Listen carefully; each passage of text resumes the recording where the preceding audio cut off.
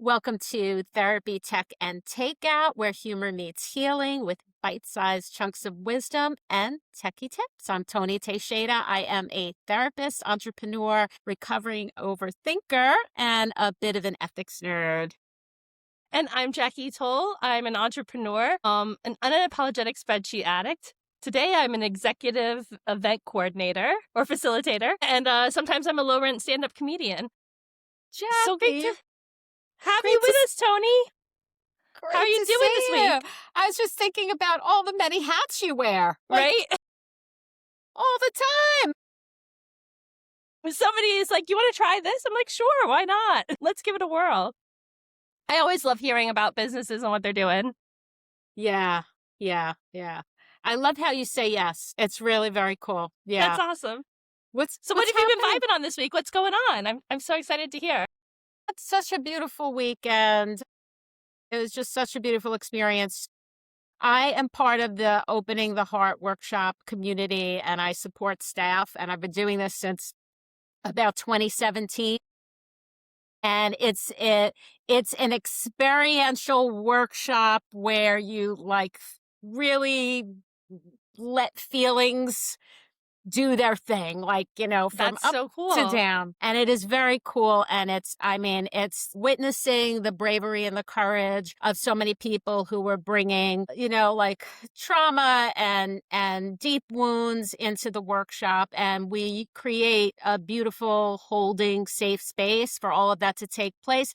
But they do that for each other too. So the workshop wouldn't work if the people who were there also couldn't create that space For with sure. us. So it just brings me so much joy to be part of that and to have people trust me and watch them do that work and go from where they were when they came in to where they're leaving. You get a feeling of lightness and there's some joy for people. So I love that. So just a shout out to my Opening the Heart workshop community.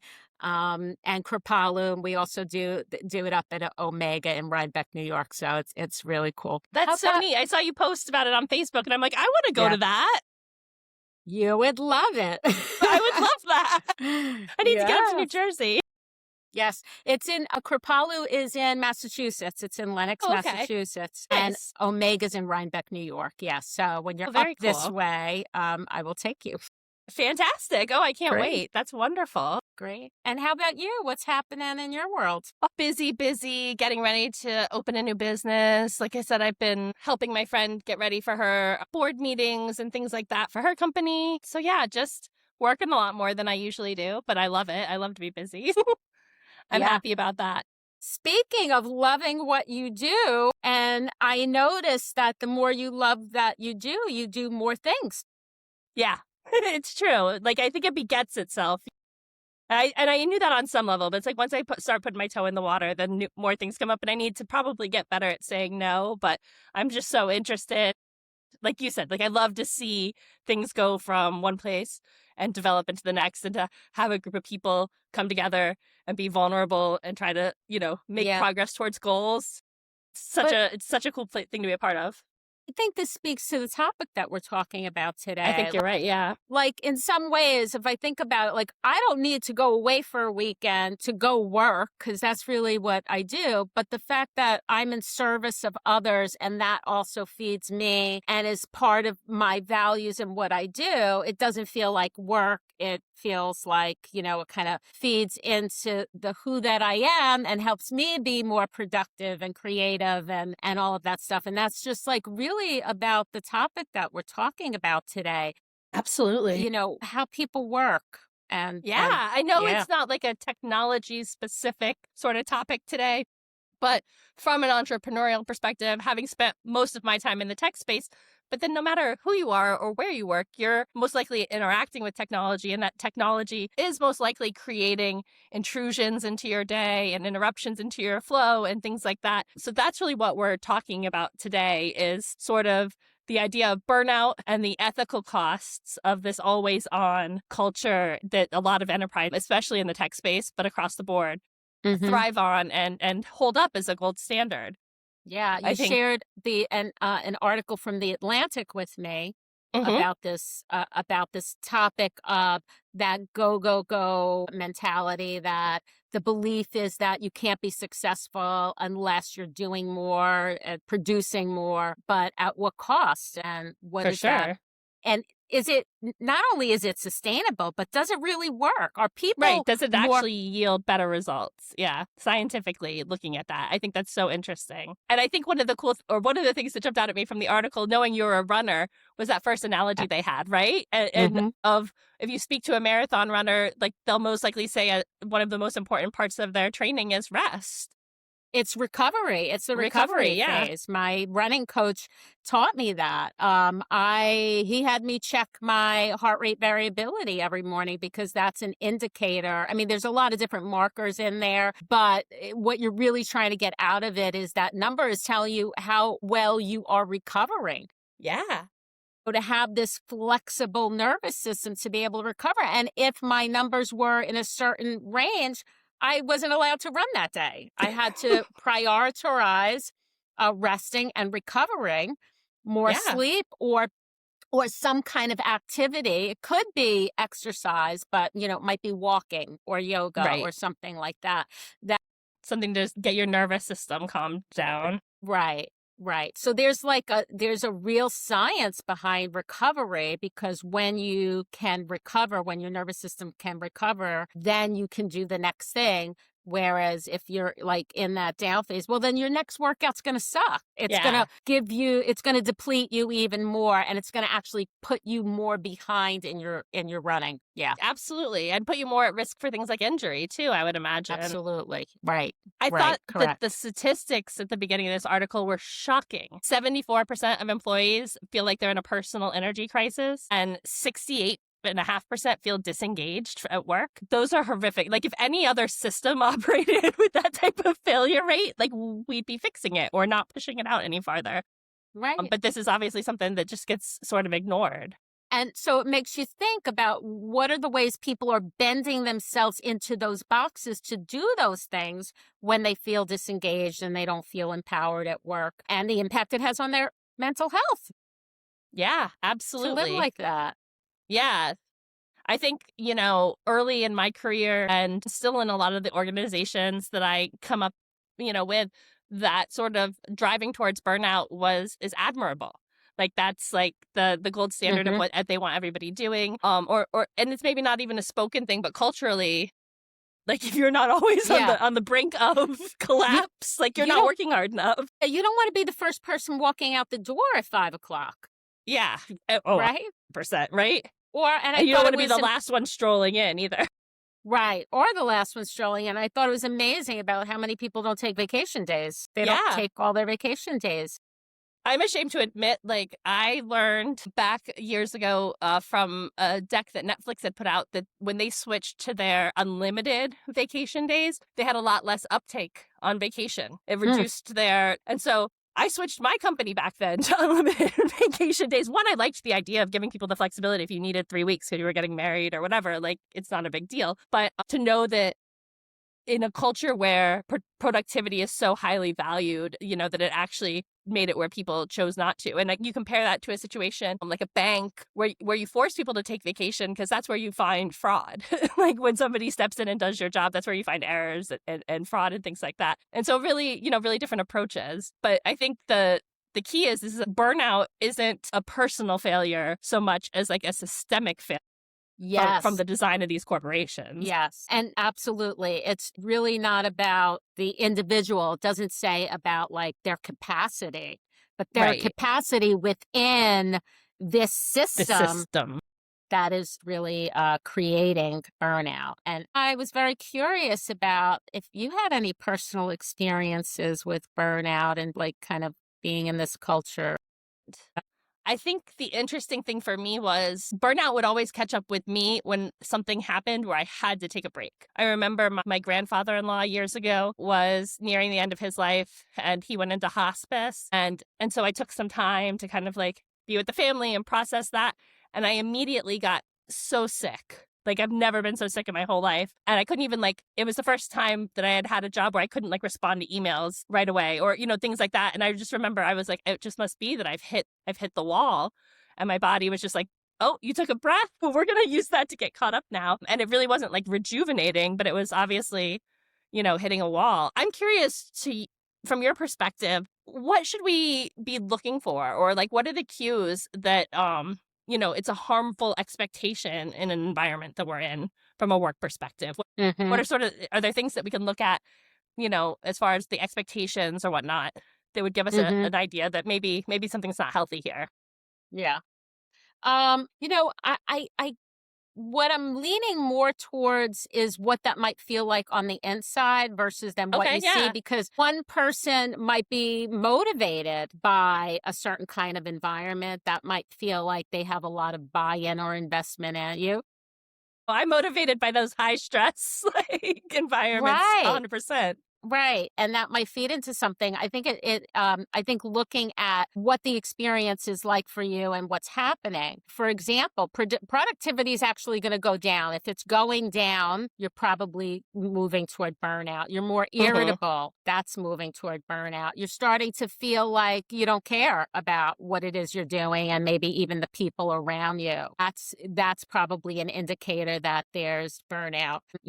Probably isolating, not wanting to talk as much, feeling kind of like a little bit shut down, not only at work, but when it starts especially bleeding over into your everyday life. You're not doing the leisure activities you like, you're not doing all those things. I mean, everybody hates Monday morning, but I'm really talking about that, real Chronic, sense of, I can't motivate myself to even move and to get there. And I feel like really completely shut down.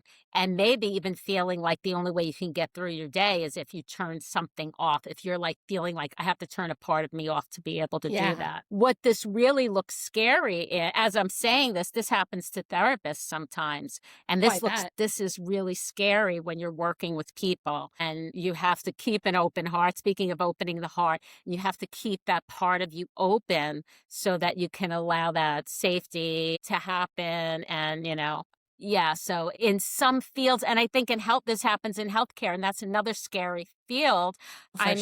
For some people, it might not. That burnout will have a cost on them, but in some fields, it's going to have a cost on the individual and also all the people that they're engaged with, all that clientele, and that can be really scary. And then people start making mistakes. So maybe even in industries we think it doesn't matter, it matters because then there's errors, and that has an impact on people.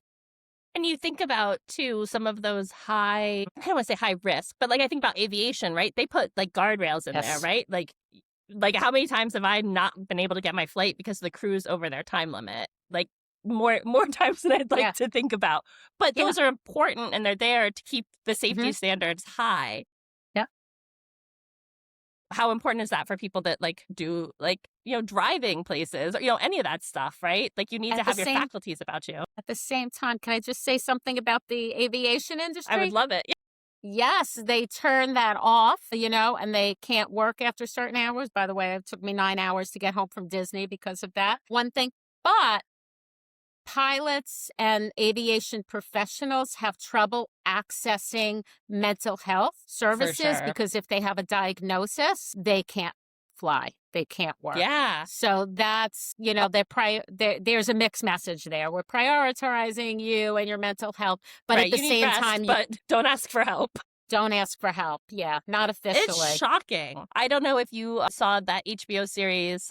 It's I forget what it's called, but it has the guy Nathan something. But this whole the rehearsal, I think is what it's called. But this whole season was on aviation, and he wanted to. Part of the things he came up about himself was maybe he was autistic, but he was also going to get his pilot's license, and he's like, I'm just not gonna. He had taken the test, but he wound up choosing not to get the answers because of how that could impact his ability to fly, which is wild. And then when you think about it with depression or, other things too, just pretty shocking. Yeah. But that also speaks to burnout. Like people who are feeling that way, what are they supposed to do if they're working in an environment that doesn't respect that or provide any support for that?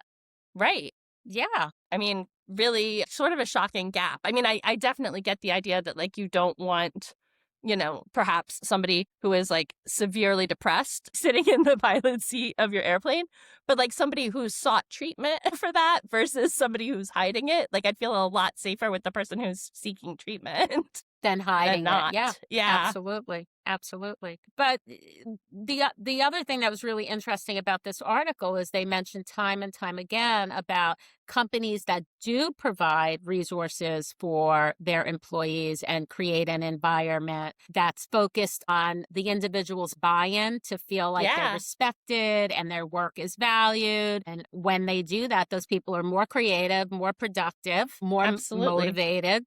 I loved the article introduced this gentleman, Tony Schwartz, I think was his name. And he was the founder of this thing called the Energy Project. And some of the things that they found in that, which were really interesting, was that like humans work best in 90-minute cycles. And so like structuring work around sort of these natural rhythms, perhaps, that we all have. And that when you do that, they have, like you said, higher creativity, higher health, and higher engagement. That was it was fun to see somebody actually taking sort of the concept and then putting the scientific data around it to bring that to because how that works then in the real life is, you're able to do deep work and you're not exhausting yourself context switching between a million different things. Right. I mean, that alone can speak a lot to improving, reducing burnout. If you're working and you're not multitasking, if you're not getting interrupted, if you have a block of time where you can really focus on the one thing that you're doing. And I did that and I do that. I'll sometimes leave my phone like in a other room completely, and I'll work on a project and I'll work for 50 minutes and I'll get up. And that was actually one of the things they mentioned in the article. Yeah. I consider that my work block. So I'll work for 50 minutes, take a 10-minute break, make sure my phone's not in the room with me, because it really is, even just sitting there is a distraction. You feel like you want It's to right there. Yeah, you can just grab it. just reach for it. But it's such a society that multitasks. We want to do way too many things. For sure. And like even today in this group that I'm leading, I put some ground rules up on the board. And the first one was like no devices unless you're, looking up a fact that we need or something like that. But to really like, we're not looking at our emails. We're not dealing with those things that are coming in. We're really here to focus for the time being. And we'll take plenty of breaks so you can get back to that stuff. Like the world isn't going to end in the 45 minutes. We're going to sit and talk about this stuff. And it's refreshing to see people doing it and happy to do it. But you were a leader who put this into practice and in effect. Yeah. Nice. And really successful. I think even, everybody right away shut their laptops and everybody's been real engaged. So it does make a big difference. I was never a fan of it when I was in corporate America. I loved to be in a meeting and listening to what's going on in the meeting, but then also doing my work. Because especially when you go from meeting to meeting to meeting to meeting all day long, you don't have time to get your work done. So you have to find places, you have to it forces you to multitask. But I think it speaks to the importance of the conversation, right? Like this is a strategic execution planning for a full year plan. And like these people, like it's very important to them to get this stuff done correctly versus, maybe a sales call that you're on and people are walking through their pipelines and you don't really care and you're doing something else. So I think also being able to find the right times to multitask and the times where it's really, not right to multitask, and having leadership help people find that, I think is important too. Yeah. I like how you're not throwing multitasking out of the window. For some Even people, though they say it doesn't really exist.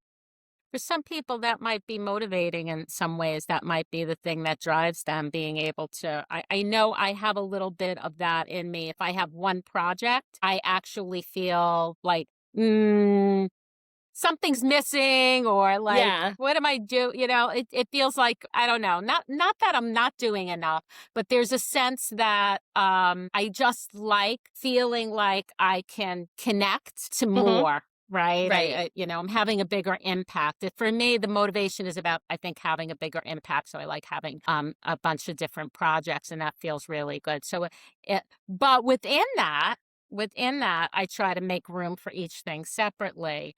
And also, so I don't get burnt out as a therapist, I do other things.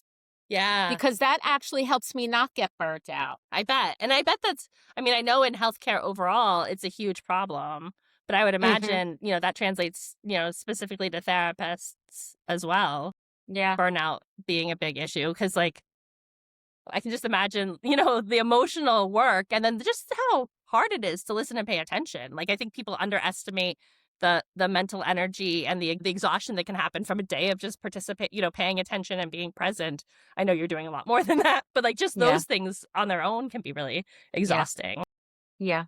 If you have really good self-care and really good boundaries and do some of the things they talk about in the article, they talk about like self development, like even in your career and taking sabbaticals, adding Yeah. all those things into the mix doesn't contribute to burnout. It makes it feel a little bit lighter. You can stay more engaged and it can be more motivating. So it's really, I think therapists especially, I mean, this is for everyone. I really think we need to look at our self-care. We need to look at how we develop our abilities. I think staying stuck, like I learned something and I'm just doing that one thing over and over again, that's going to lead to burnout, but really being opening up and finding enriching opportunities, and corporations can do that. For sure. Definitely taking breaks, being, embracing those vacations and really getting away. I mean, I put on my out of the office message. I let all my clients know I am not reachable. We have a plan if Yeah. they need help or support, because I really do need to unplug and get away. Yeah, everybody does. Yeah. I think it's something everybody deserves. What are there small things you would recommend people do sort of to help Mm-hmm. regulate their nervous system on a daily basis? Yeah, good question. I love that. Well, one thing I thought about is like, being able to take those breaks, like if you take a break every hour for just a little while, like even getting up and walking around for a little bit, or just focusing on your breathing for 5 minutes. Like a lot of people, I can't do an hour, I don't have time for an hour meditation or even a Yeah. 20-minute meditation. Well, do you have 5 minutes? Do you have 3 minutes to just kind of breathe? And the best kind of breathing is, I like to teach people 3 to 5. So a count of 3 to inhale and a count of 5 to exhale. That's going to engage your sympathetic part, the parasympathetic part of your nervous system a little bit more, helping you usually to kind of calm down and settle and like almost reset Mm-hmm. some of the noise that might be going on. So a 5-minute breathing break would be good. I love that. Yeah, making opportunities to get up and like even just get away from your desk and even just walk to the bathroom every Yeah. hour or get some water. Go get some Um, water. I wanted to get your thoughts on the e-breaks that they were talking about. Like, how do you feel about like a social media break and like scrolling for a little while? Do you think that's a good use of I think those technology? are great.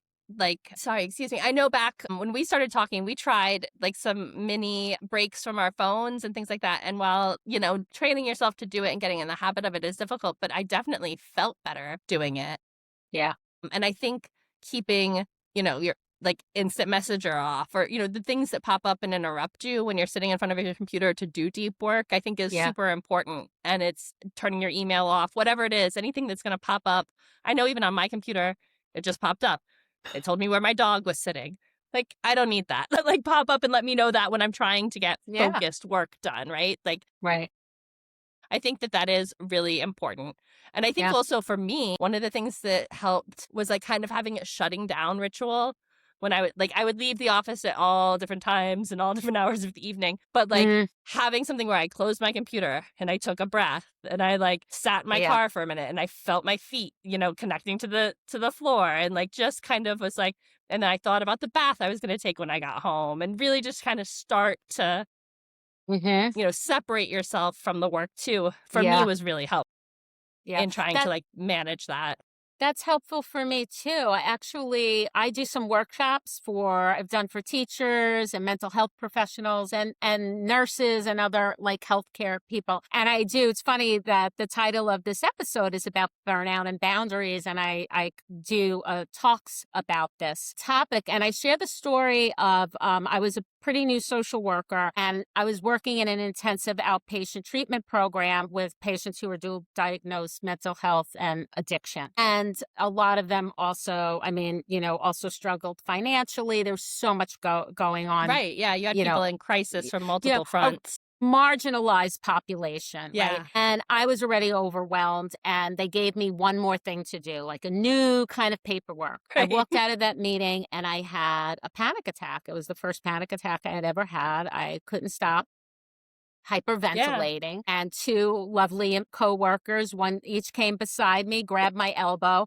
and brought me into an office, gave me a paper bag, helped me slow my breathing down. And I said, I can't live like this. I have to do something, and I have to make a change right now. And out of that came the practices that I share with people around burnout and boundaries, because they really saved me and kept me working as a therapist, or else I would have quit and given Right. up. You would have been like, this is not for me. This is not for me. And one of them is something very similar to what you just shared. And that was at the end of the day, when I would leave the office, I would put my hand on the handle. And as I was walking out the door, I would say, I have like a little mantra for myself about how I was leaving everybody behind, and they were all going to be safe and okay until the next day. And subsequently, like coming into the office, I would put my hand on the handle. I would say, my kids are all okay, and they'll be okay until I can get back to them later, so that I could also be there for the clients. Like Right. I wanted to leave and then be okay for my family, and then leave my family so that I could behind, kind of that stuff behind. So then I could be there for them 100% or as much as possible.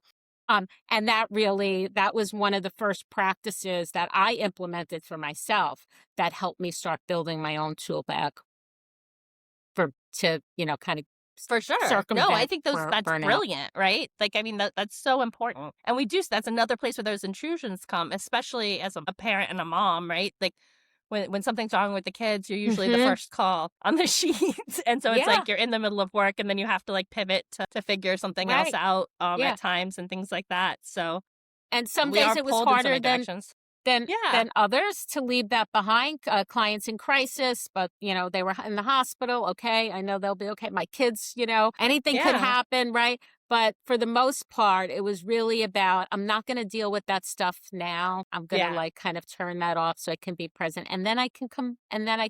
Really, it's so important to be able to, that's like multitasking in your head when you're holding space for all things. That stuff. I had that happen to me yesterday. In fact, I had so many like little things that I needed to do, and I wanted to do a good job doing this thing, but I had just heard about it, and there were like all these things, and I tried sitting down and doing some deep breathing I actually tried laying down and doing some deep breathing for around 5 minutes, and it just wasn't kicking. Just hadn't really lowered the temperature in my brain. And so then I was like, you know what, one thing I know for me that always kind of gives me that like serene sense is yoga nidra. And so I'm like, can I find a 5-minute yoga nidra where I just connect with all the parts of my body and see if that helps me get regulated enough that I can not be like reactionary and like overstressed and stuff. And that really helped. So I think it is, if one thing doesn't work, try another one. Yeah. Two. And it's like 5 minutes. Right? It's like, so I spent 10 minutes. Like, who cares? It's not like I spent 3 hours. So important. I love that you said that, like to do the thing that works for you. It might not be one thing, it might be the next thing. And it's not about getting completely regulated perfectly, but being regulated enough so that then you can what handle. The next step is. Yeah. Yeah. Yeah, but for me, it was noticing that I was just like not handling everything well. And I was just kind of like in this loop of sort of a paralysis to move forward on anything because I was stressed about all of it. And I think the things that work for one day might not work the next. And so having sort of your library or your tool belt of tools that you can pull from and do them all sort of in micro doses is super helpful for sure, for me at least. Yeah. So, I mean, and this speaks to burnout on the like kind of the big scale, because when we could do these little things on the day-to-day scale, things to help ourselves, and maybe companies that can give us the time and the space to do that, we can avoid the big. We can avoid the big thing. You can't avoid the big thing by taking one, 2-week vacation. It really is a day-to-day thing. It's really noticing every day what it is you need and trying to help in that moment.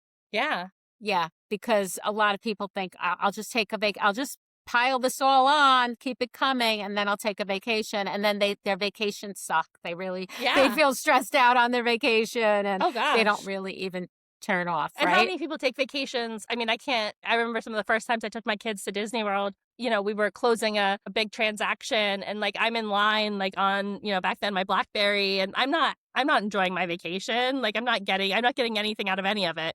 And it was one of those things where, had I had some more maturity and stuff, I would have known probably to turn it off and be present. But when you're trying to be everything to everyone, you're the person that comes last and that winds up eventually sort of hurting everyone from the fallout. I thought it was interesting. There was another guy mentioned in the article, Otto Scharmer. I think that's it. But he teaches at the MIT Sloan School of Management. And he was really talking about the shift from sort of like an ecosystem in leadership. Yes. To like an ecosystem. And I was like, ego versus echo. Yes. Yeah. Ecosystem versus ecosystem. I loved that. Yeah. I thought that was really interesting. Like being able to move from sort of those ideas of like praising the hustle and penalizing the quiet and things like that, and framing burnout as a people problem as opposed to like an organizational problem. Or an individual, blaming kind of the individuals. Right, that person's just not strong enough for this culture. Like, I think back even just recently to the early days of this administration, right? And how are they praising the folks that were doing the work and sleeping on the floors and things like that, right? Right. And not going home.